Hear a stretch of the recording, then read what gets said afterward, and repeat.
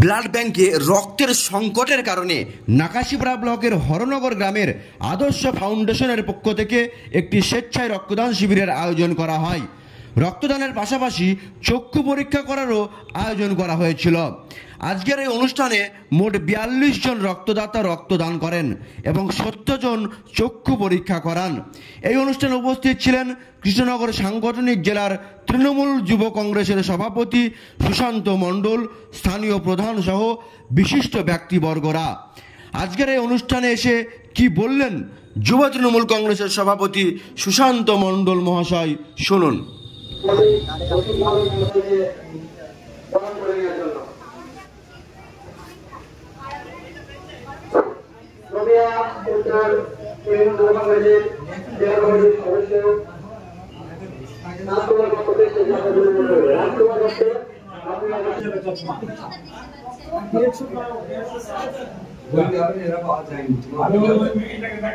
মুখের কথা দেবে না, সাইকেলে নিয়ে এসো।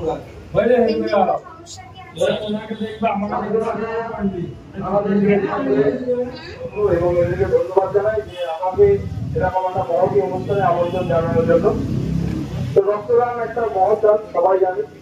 আমরা ব্লাড ব্যাংকে এখন রক্তের যা সংকট, আমরা সেখানে যখন আমরা যাই ব্লাডের জন্য, সেখানে দেখি রক্তের সংকট বলে সেখানে কখনো কখনো ব্লাড কার্ড থাকলেও কিন্তু আমরা রক্তের সেবায় যোগানটা পাই না। কারণ রক্তদান শিবিরটা এই ভোটের পরবর্তীতে কিছুটা খামতি হয়ে গেছে, কিছুটা ঘাটতি হয়ে গেছে, ব্যাংকগুলো সেভাবে হচ্ছে না।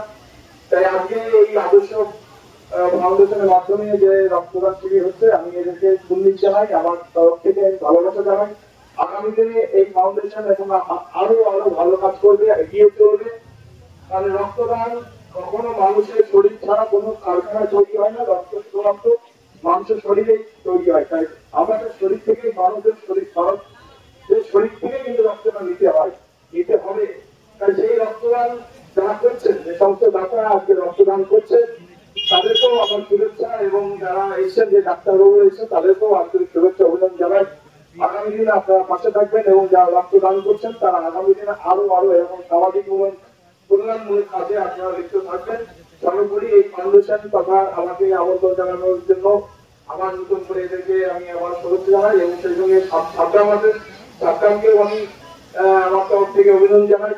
আগামী দিনে তাদের এই মহানগর অঞ্চলে তাদের কর্মকাণ্ড এগিয়ে নিয়ে যাবে এবং সামাজিকমূলক কাজগুলোকে আরো প্রতিষ্ঠিত করবে, এই বলে আমার কথা শেষ করছি। সবাইকে আমার আন্তরিক শুভেচ্ছা অভিনন্দন জানাই। ধন্যবাদ সবাইকে।